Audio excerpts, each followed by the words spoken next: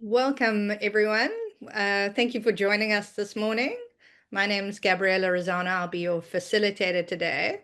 I have the honor of welcoming you on behalf of the Parliamentary team to our talk on women and parliament and parliamentary processes. Just by way of background on Parliamentary, Parliamentary is a joint project between OUTA, the Parliamentary Monitoring Group, and OpenUp. I'm the CEO of OpenUp, which is being funded by the European Union. Parliamentary seeks to simplify access to parliamentary data, empowering citizens and civil society to hold their representatives accountable.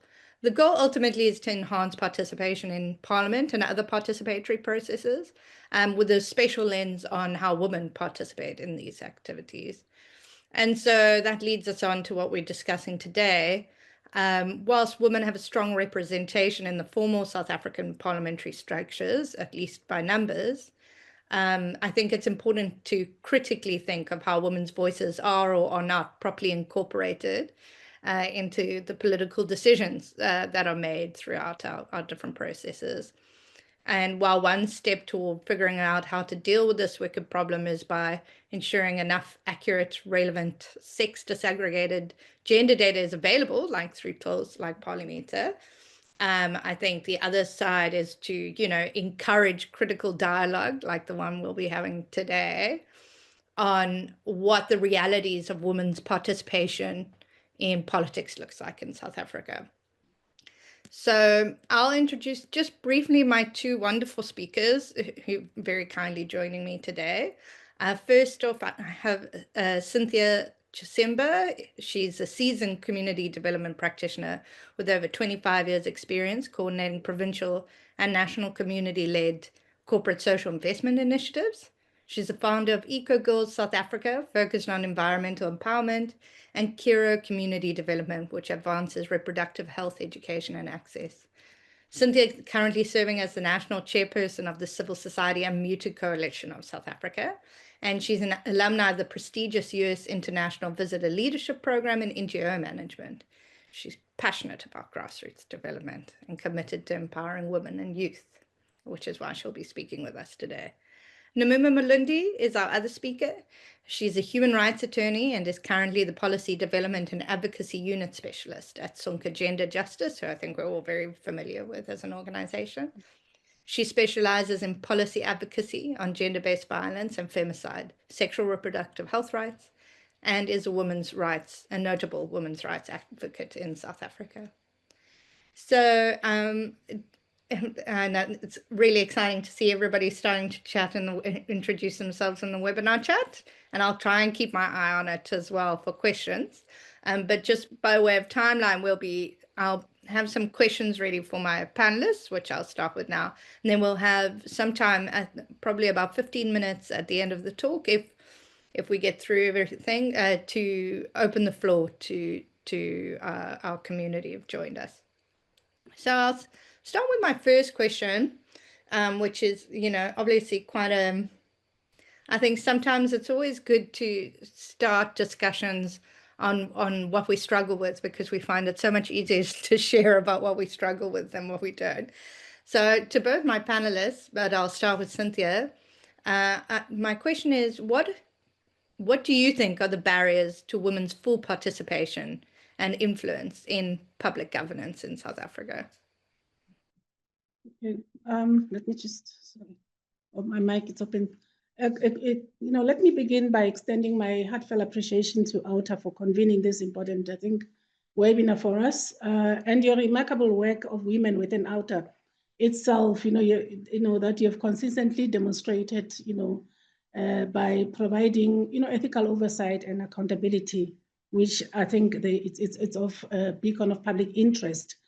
And I believe that, despite, I think, many milestones that we have reached, systematic barriers still persist. We're still experiencing entrenched, patriarchal norms, tokenistic, appointments, economic exclusion, and also, targeted backlash, continue to restrict women's full participation, in governance. And also, I think we're experiencing, and this is also, experience in the decline of women women leaders in parliament And I think that was also confirmed. That was a concern from the Speaker of Parliament, Honorable Tokoti Diza, because in the 7th administration, we're seeing that decline. And also, if you look at even the figures, are telling that following the 2024 elections, we see that I think women are only occupying 179 out of 399 seats in the National Assembly, and just under 45%. And if you look at the National Council of Provinces, women hold about 24 or 54 delegate seats. And across provincial legislatures, it's quite worrying because an average of 44% hold executive roles. But however, we only have 2 premiers and 2 speakers in the provinces. And it gets worse where I'm working as at grassroots level. You look at the municipal level, the picture worsens because women make only about 37% of councillors and a mere 24% of ward councillors in major metros. This is despite women, making up 55% of the voting population. So I think there's a lot of work for us to do there in terms of, encouraging, and supporting our women, starting from grassroots level, because it's from there that they're able to move up to the national level. So I think these numbers really are telling a story that while we're making strides, at national level, local leadership remains imbalanced. And I think for me, it's worrying because if women are absent from local governance, the issues closest to the community, such as service delivery, housing safety, water, are shaped without their inputs, without their leadership. So I feel that, we need to be paying attention to that. So, but like earlier on, I've mentioned, the issues that are really, preventing women from being able to occupy those spaces, patriarchy, that is entrenched, and in Parliament. So I think I'll end there for the question that you've just asked. Thank you so much. Thank you so much. Namima, you have a response? Thank you, Gabby, and thank you also for inviting me to be a member of the panel. Just to top up on what Mom Cynthia has said just now, when we look at the barriers, looking at it from a perspective of structural barriers, and she mentioned economic exclusion of women. It's interesting that in South Africa, there's women make up about 55%, upwards of 55% of the population. But of that 55%, only about 45% are part of the workforce. So even when it comes time for trying to campaign, mobilize support for yourself, there's already that financial exclusion, even if you wanted to get women for women support. Who are you going to go to when the larger group of you are not actually financially stable enough to do this? And we sometimes forget, we assume that just because a woman is affiliated to a certain political party, then they certainly have the financial muscle in order to do the lobbying for whatever agenda that they want to push forward. And it's not always a guarantee. So these are some of the things that you realize, even if you say, the law comes out to say that there has to be a certain level of equality representation within Parliament. There is that lack of financial resourcing to actually enable you to get into that space. And then also just taking into account that you could be appointed, but you're not necessarily empowered with power to act. So because of that, you end up just being a mouthpiece of somebody who's actually behind you. So you're more a figurehead in your representation than somebody who has actual power to make a difference. And that still goes back into patriarchy, so that we're understanding that patriarchy has different nuances to it. And even when we say, okay, women's representation in Parliament has increased, and South Africa is certainly one of those that is leading in Africa in terms of gender parity within Parliament. But how many of those women actually do have the power to make the necessary decisions that need to be taken? And you see, they are held back again due to issues of our cultural beliefs that tend to believe more in male leadership than we do in female leadership. Thank you both so much. I mean, I'm so tempted to riff all of these points, but I won't. I'm going to stay controlled. So thank you so much. I mean, I think, Cynthia, you've highlighted really well that some of the structural issues that lead to exclusion and how it plays out at the local level in particular. And thank you, Namima, for highlighting the role of, economic disenfranchisement and economic power in political voice. And I think we might have some interesting questions later to talk about how political parties address female vote and women voters, and exclusions there and political cultures towards that. But to turn our next question maybe to something more positive, because I think we all exist in environments where we see women who are, doing amazing things in the political space and in public governance. And so I wanted to ask, and I'll start again with you, Cynthia, if you don't mind, what success stories of women's representation in leadership positions you have or you have seen in your personal experience? No, thank you, Gabriella. I think in South Africa, we do have success stories. I mean, if you look at the Auditor General, Tsakani Maluleka, he's one of the women that are very brave in South Africa, that has been able to lead, one of the most, respected institutions.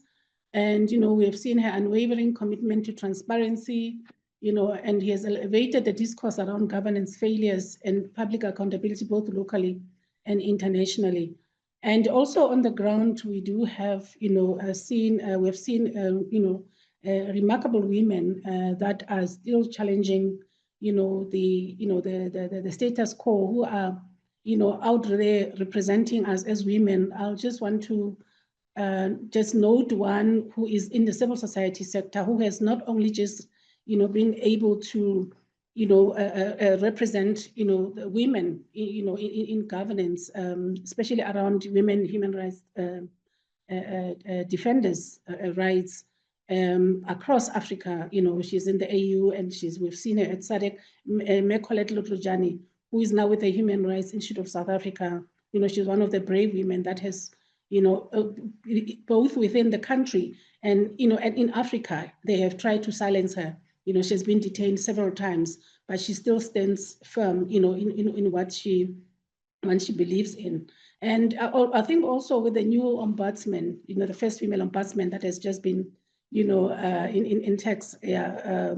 So it's one of those success stories that we can talk about, but it's not enough, because every time when we talk about success, we cannot just be talking about, one person. We have to multiply that. I think it's about time that we empower more women, to be able to, to be able to also be, those success stories. And I think we need to, our government has to be decisive in terms of setting aside, a budget that will also empower more women in the legislature, in parliament, to be able to also engage on some of these issues around governance. But also, I think we need to make sure that we have, a structured process, even for civil society and protection for civil society, just as much as we have these women that are really trying to fight for, a governance and holding government accountable. But there is still no protection of whistleblowers. There's still no protection of women, in those spaces. So I think we need to be really decisive and intentional in ensuring that, we raise a lot of the Tsakanis. We don't just talk about her all the time, but we raise the, we don't only talk about Colette, but we raise more women, that will be able to stand and, hold, those spaces in the both parliament, legislature, and as well as at municipal level. Thank you. Thank you so much. And turning to Namima. Thanks, Gabby. And yeah, thanks for what you've said, Cynthia. It shouldn't be just a few select women. We hope would be able to say we can count this number of women in these places, in these positions. Right now, when I think of the question, the first person who comes to mind is someone like Thuli Madonsela. You know, you mentioned that name, everybody remembers the public protector. And you look at the role she took in holding government accountable, really bringing to light the issue of state capture, you know, at the time. And it's interesting that I think prior to her being in office and taking that role that she did, the way she did, people didn't really even know the Office of the Public Protector and what it stood for. So in just that moment, you know, because this woman decided to be fearless, you know, and it wasn't easy, but she really put that spotlight. So that is a figure that stands out for me. But also what I feel, having women like Thuli Madonsela, Phumzile Mlambo-Ngcuka in their positions, is they do what they call representation. The moment the younger woman gets up and sees this is what these women are achieving, and they actually see this person looks like me, this person is like me, and it encourages a certain thing that I can do what they have done as well. So the celebrating them is not even just for what they have achieved in that time, but it's for what they stand for in terms of what they represent to that person who's still coming up behind them. And bearing in mind that they do need to be protected. You know, remember when Thuli Madonsela was in office and she came out with all the different reports, and at some point, you know, she was now being made fun of about her looks, you know. Now she was being publicly insulted and publicly insulted by men in political forums. Not because of the work she's done, but now, you know, stepping away from what she's actually bringing to the table, and now you're attacking her nose. I can't remember what else they said about her.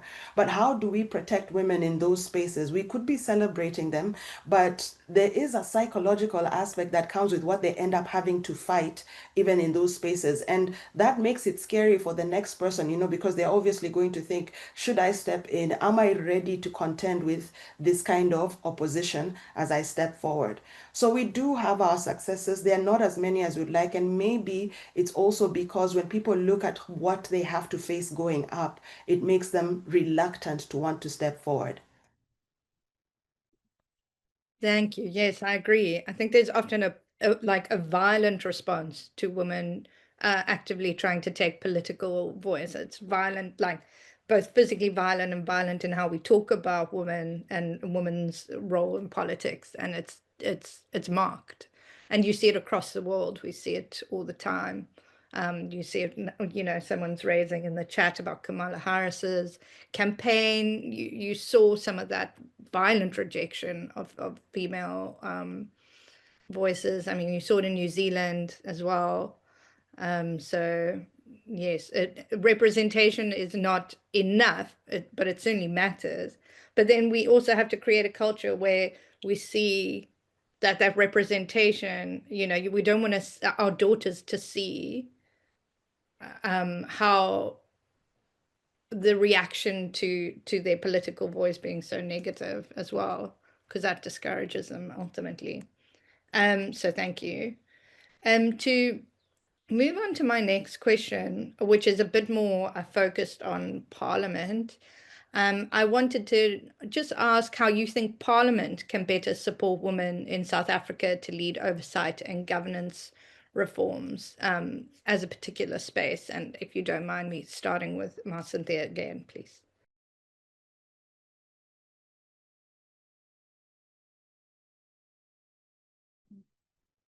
Yes, I believe that. I think it's about time that I think Parliament should move beyond, you know, quotas.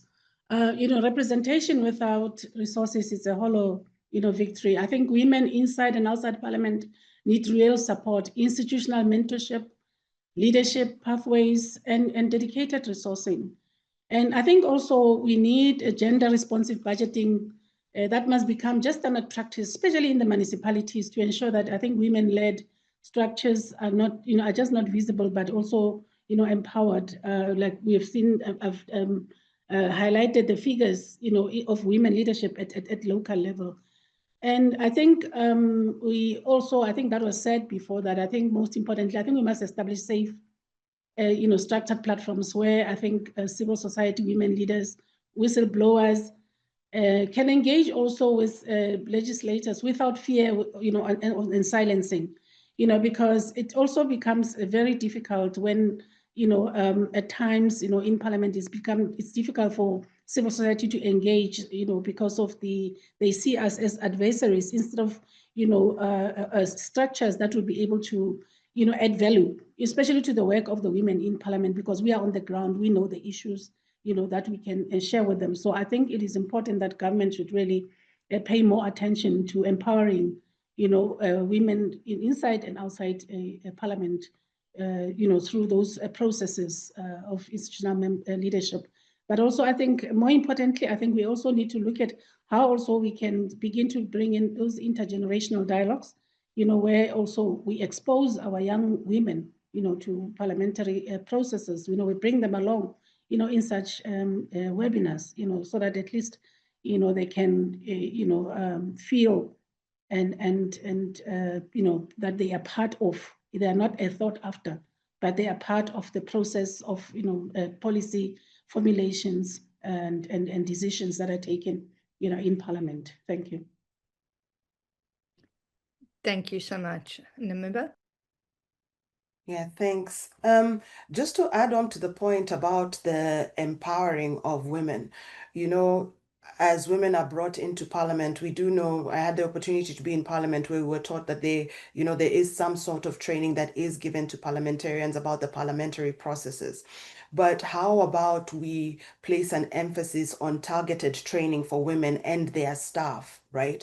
To help them understand, what does public financing look like? What does that mean? So that when they come and sit on parliamentary committees, they know what to look out for if they are going to be holding certain duty bearers accountable. How do we train them to understand issues like, concepts like gender responsive budgeting? I had the opportunity working with women's caucuses in Uma and Bashe in the Eastern Cape, and realizing that even when we talk about gender responsive budgeting, these are not necessarily concepts that they have fully grasped or understand what they mean and the importance of it. And it's not just the women, it's basically quite a number of people sitting in different portfolios that should be knowing. But how do we equip the people who are going to take this charge forward? How can we ensure, Parliament actually takes that role to say, we are going to ensure we are going to provide targeted training on these issues, teach them on legislative drafting. What are you looking out for? What is the lens that you are bringing to Parliament, and how can you use your lens in the legislative drafting?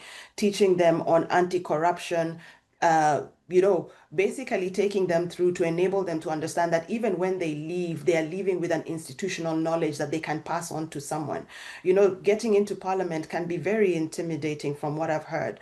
When it's your first time round, there are all these processes that you need to understand. You have a short stint. If you're lucky, you might be there for 4 years and another 4-year term, depending on how things go, or you might end up being pulled out from your position somewhere along the way. But in that time, how do we ensure that, information is shared out in bite-sized portions and is done consistently, and is given enough, and not just to one person, but that person's whole team, to ensure that they are fully equipped in order to do their role? How do we ensure, for instance, if the women want to form a multi-party caucus, for instance, there's just a women's multi-party caucus, how do we ensure that they have the spaces to do these convenings and the resources to do that? And the resources is not just financial, ensuring that there's research people to support them in these things, to actually look at things through different gender lenses, because they bring a certain diversity into Parliament and bring a certain diversity in looking into the policies that are being established.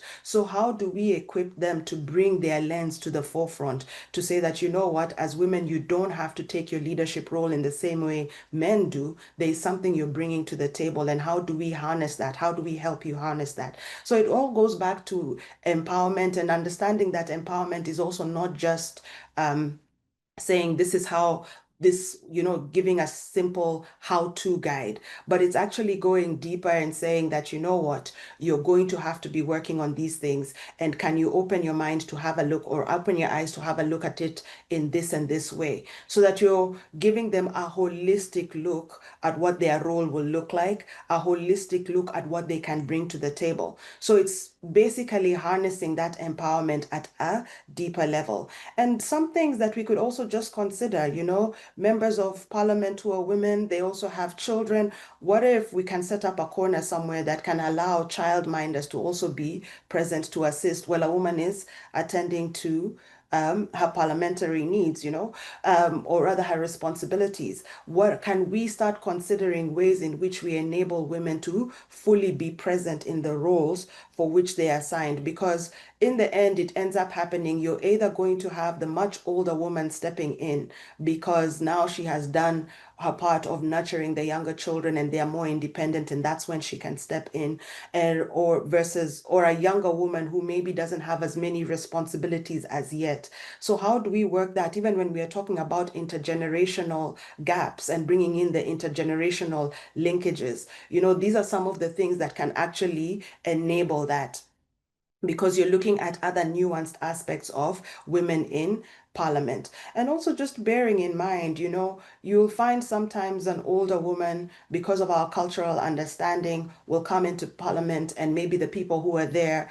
ready to give you the institutional knowledge are much younger. How do we make this lady feel comfortable to sit with her juniors and learn from them and not feel like, okay, these people are looking down on me? How do we create a safe enough environment so that a person doesn't have an issue of shame for, to take part in a learning process? So things like that are things that we need to consider. We need to bear in mind that there's this, for lack of a better term, there's this bag you're carrying on your back as a woman when you're stepping into parliament, because you're already having to show and justify why you're there. Why should you be kept there over the man who has been appointed over you? So you're already fighting all of these spaces. How do we ensure we create that environment safe enough for you to actually do the role you have been appointed to do? Thank you. Yes, and I think it's really important to highlight that there is both, there's a political conversation to have about women in parliament, but also a practical conversation about how to make parliament a space that literally facilitates women and women's participation. And there are practical steps that could be taken to do that, which would be a real indication of commitment to women's participation. So thank you. And this kind of connects then to, what we're talking about women's participation in parliament, but we're also talking about how to make a women's agenda flow through parliament. And I think that leads to a question, which is, what are the alliances inside and outside parliament that are needed to amplify women's voices in decision making? So I think that talks a little bit more to our community structures. Can I start again with you, Cynthia?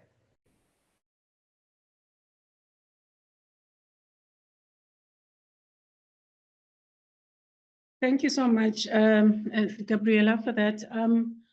I think, yes, you're correct. Change does not happen in silos. I think we need to build stronger alliances between civil society, oversight bodies, progressive media, and progressive legislature, because together I think we can be able to, to achieve more. And I think also civil society, we need to continue to build and defend spaces for women leadership as civil society, through training. Earlier on, we are alluding to the training of the parliamentarians, but I feel that even with us in the outside parliament as civil society, we need that kind of training. We need also legal support, so that, and as we stand holding, government accountable, we do have that legal support.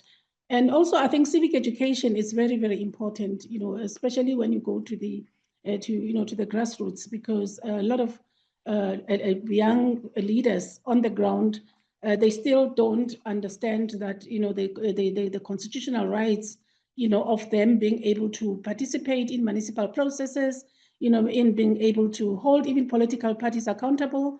They still don't understand how those manifestos of, how to interpret the manifestos of political parties, because I think that's what we need to start at local level. So I think that sort of support, through, building alliances, there are organizations that are stronger than others, bigger NGOs and smaller NGOs. So we need to encourage that kind of support for one another. And also, I think we need to build, strong platforms for advocacy as civil society. I see this playing out very well during the build up to the national dialogue. We have come in not only as CASEC, but we have come in as a broader civil society, organizations, coming to formulate a common position, that will be taken to the convention and to the dialogue. So I think that is something that I think we need to really, encourage. And I think also media can do better as well, because we are not supporting democracy when women are presented as passive observers, the way sometimes, media, portrays women in the papers. I think we need, diverse, broad, bold, storytelling that centers women as agents of change, not only, as victims, but also I think we need also the support of community leaders, including the traditional leaders and faith-based institutions. I think earlier on, and Namuna, alluded to the fact that, sometimes, our women, because of the cultural barriers and norms, they prevent, our women from being able to, participate fully in their, responsibilities as leaders. So that transformation, it can only be done, through our partnership with, including the religious sector as well. That also needs to be part of that, that transformation. So I think their influence is critical. I think, like I said, in shifting the cultural norms, and also, those cultural norms which are negative that keep the women from the sidelines of public, life. So yes, for me, I think it is important that those alliances between civil society, media, and bigger NGOs, smaller NGOs, the religious sector and traditional leadership, we need to build those kind of alliances. Thank you so much, Namima. Yeah, thank you. Just thinking within Parliament, when we're looking at alliances, some of the things that one of the things that I would look at is how do we ensure that within Parliament there is cross-party women's caucuses that are established, that are well-resourced to actually run a women's agenda that is not held back by party lines, and the focus is more, we are women and this is what we need to do. So how can they come together and say, you know what, we are going to vote as a bloc as women in Parliament in order to achieve 1, 2, 3, 4, 5, but mostly ensuring that whatever they are coming across to work on is a women's agenda. So just looking at that they're not to be limited only to the parties that are working in alliance with you, but it's more so, can I cross the divide and work with another woman and say, hey, can you come? Let's do this together. So looking at is hopefully to see more of those kind of alliances where we're saying this is just about women and ensuring that we better the position of women in South Africa. And looking at the alliances outside of Parliament, similar to what Mom Cynthia has said, looking at, okay, what are the civil society organizations that we can partner with? There's quite a few that do quite a bit of research. How about with your research, we can use that when we are lobbying, so that now we are doing more of an evidence-based advocacy for change, because now they're providing us with the research, the data that we need, and this is where we are going forward. Sometimes civil society can also provide that empowerment, the much needed training. There's people who have certain knowledge and understanding of certain mechanics, legislation, like we said earlier about the empowerment on public finance, gender responsive budgeting. How about if civil societies, organizations that have this strength partner with women in Parliament, or just women in Parliament specifically, to say we're going to step in and empower you and work like this for the purposes of the following agendas.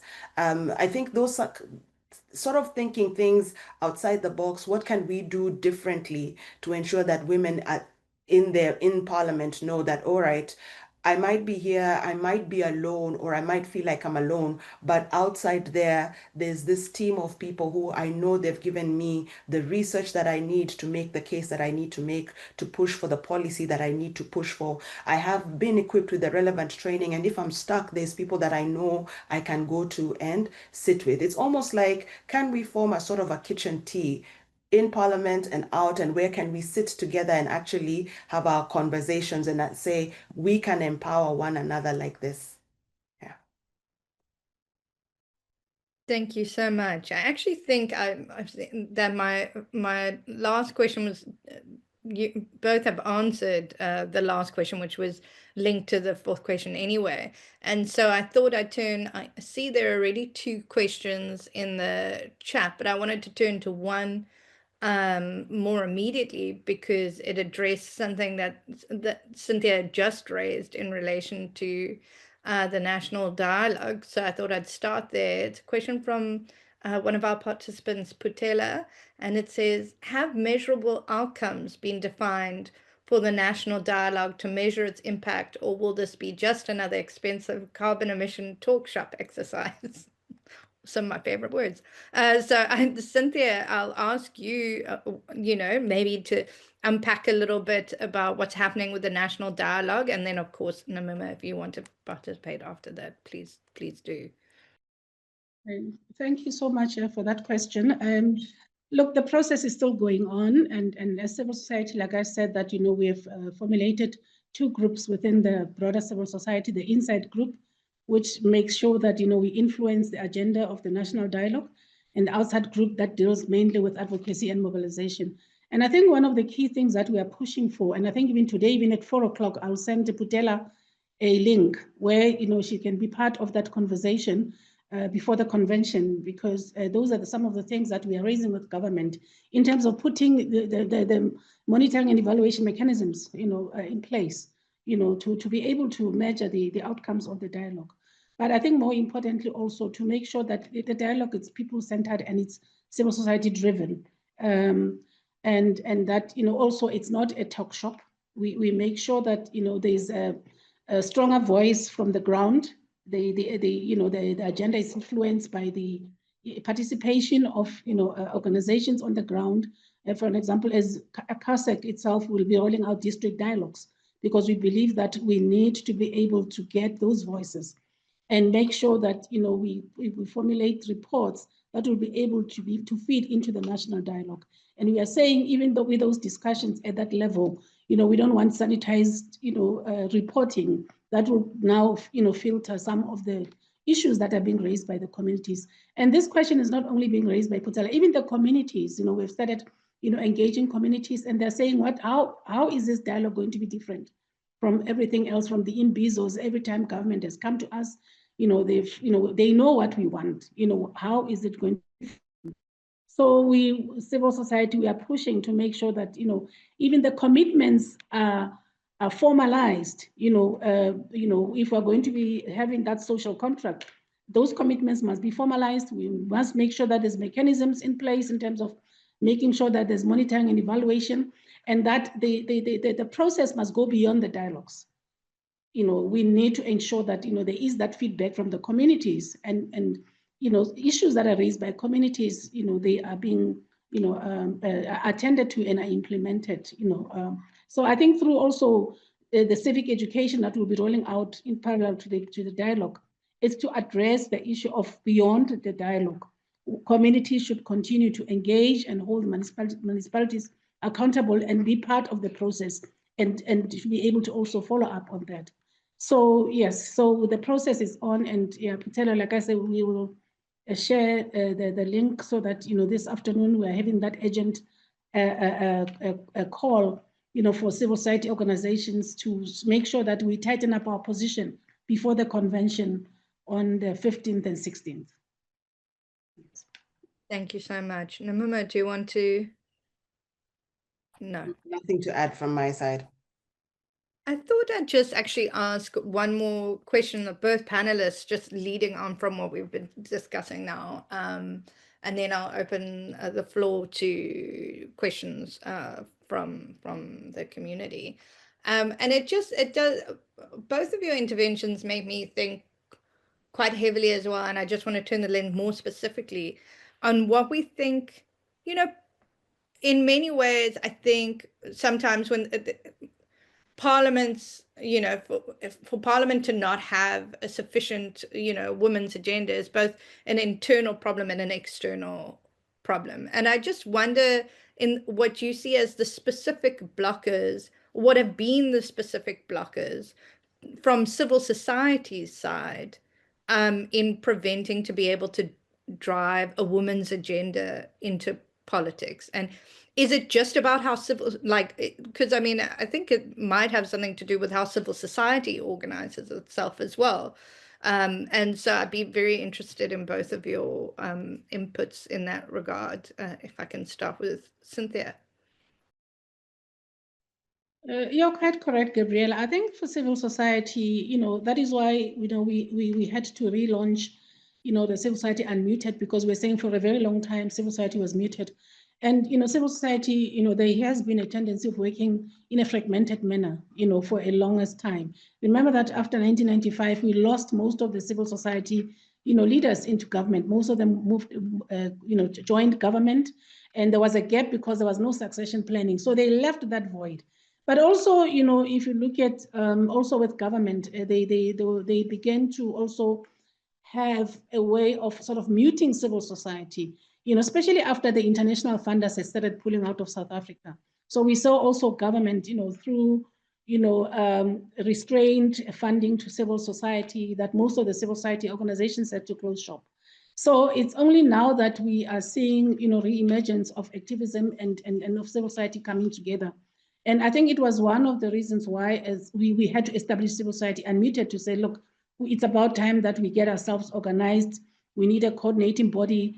There used to be a Sangoko in South Africa, and now Sangoko, it's gone. And we all just, sat back and folded our arms. And we're saying through this coordinating body, we want to establish, that, organizations, from grassroots, up to high level, so that then we are able to, because even those days, I mean, during the time of the early days of the 1996, 1997, civil society, we were able to work with women in parliament. I remember I used to go up to parliament every August. We used to look forward to it because we used to have these dialogues, and, we had alliances with the women in leadership.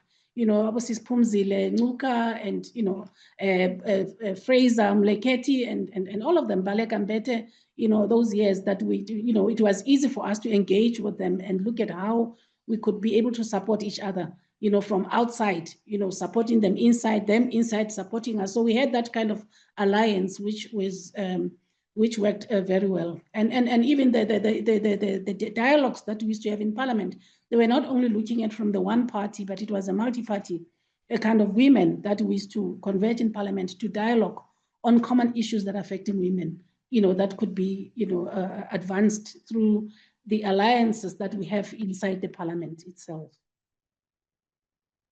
Thank you so much. Namima? Yeah, thank you.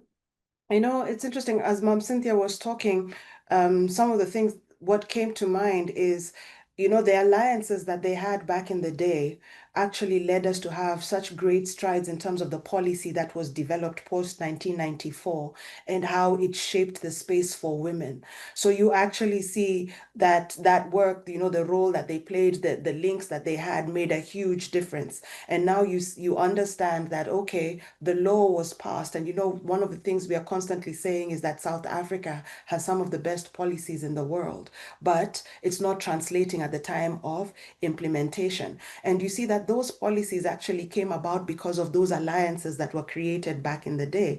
But now what? What do we need to do at this point of implementation? So we are seeing that it is possible to partner, for civil society to partner with Parliament towards introduction of positive policies. It is possible for civil society women to even form that joint link together. But now what we need is the capacity to hold the duty bearers accountable. And maybe what we need to start pushing is, in certain offices, we need an increase of women so that we have their outlook in terms of the policy implementation aspect.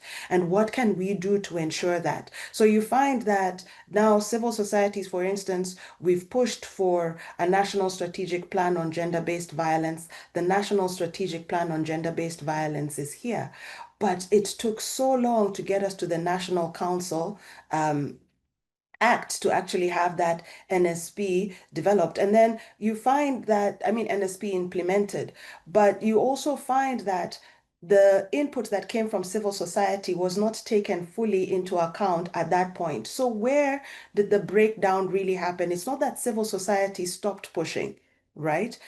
Now we are working with the Department of Women. It's the Department of Women.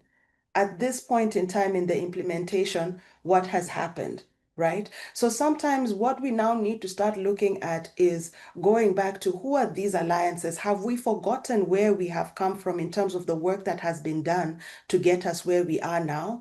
And what are the conversations that we need to start having, for instance, with these people who are in office to say, but wait a minute, that total shutdown movement was a whole group of different civil society organizations that marched. What happens now that we have this bill? Where do we lose focus? Where do we lose sight? It's not enough just to have the policy. How do we ensure that we keep walking together up until we reach our promised land? And I think it's not, taking into account that we have also noticed in civil society spaces, there's also that lack of mentorship that happens.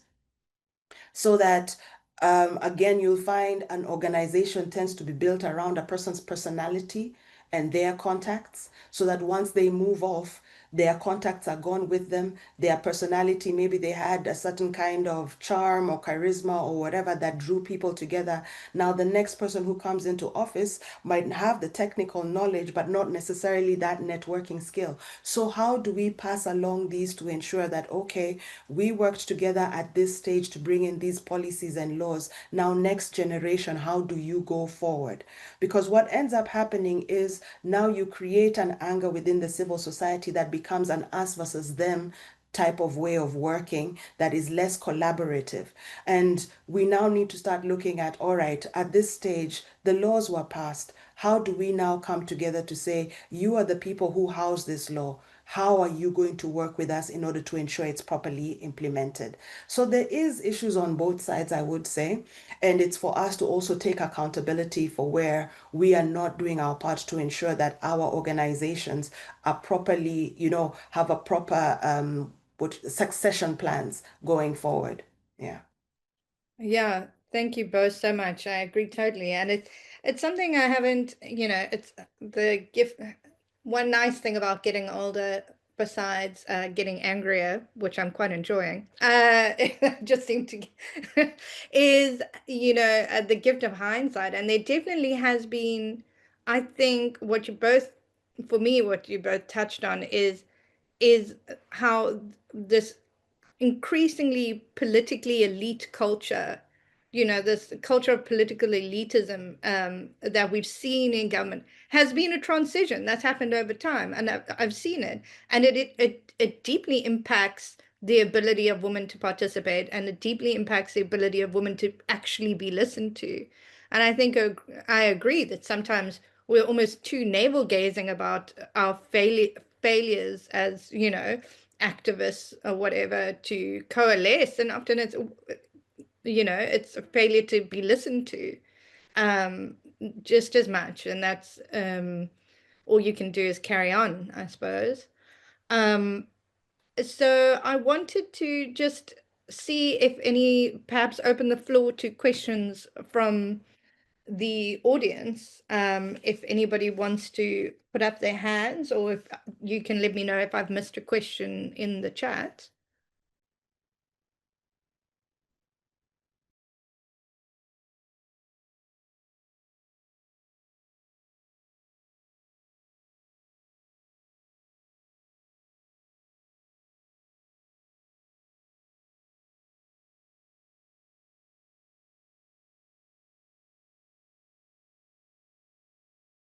Okay, well, I do see, maybe I'll turn to one last question to my participants, which I see in the chat before I close us off. And thank you all to our guests for the conversations that are happening on the sidelines. I think it's good to see. One last question from Patella, which was, how do women navigate male-female power dynamics to advance in politics without social liabilities, like being tied to a specific male influencer, which I think we've all seen as quite a common feature of South African politics. So maybe I can turn to you first, Cynthia. if you have anything to add. It's a tough one. Yeah, because it's not only how we navigate even within the politics itself, but also I see it a lot as a national chairperson, as a female in the civil society, and we see that tendency of, just, men wanting to have, a way of, first of all, the, intimidation, but also just also looking at women as sort of objects or but also people that they can just, have a relationship with without, using that to be able to minimize your impact as a woman in a structure. It's a very, very common. So I think it's also a question of how do we rebuild women and increase the values and the principles, as women that would make us to stand out. I've always said, as women, we don't have to act like men to be able to point, to put our point across. As women, we are powerful in our makeup, and we in our feminism also brings in the difference in whether it's in a boardroom or in politics. So I think we are not utilizing our power enough, as women. I think it's women, we need to rally around each other to support each other, that mentorship and support and continuous conversations and engagements about what we are going through. The other day we're just talking about also looking at, it could be something that can be taken very light, but we are seeing an increase in mental health problems amongst women leaders, both in civil society and in politics. So we need to build those alliances and just support each other, so that we're able to cushion each other against any strategies, that can be used, against us as women.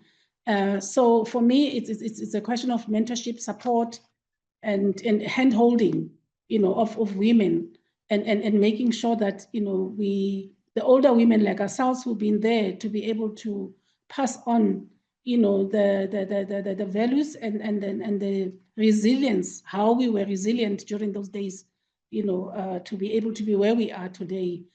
So it's just a question of support that I would push for, and mentorship and hand holding, and creating those safe spaces, for women to be able to engage and have, these conversations.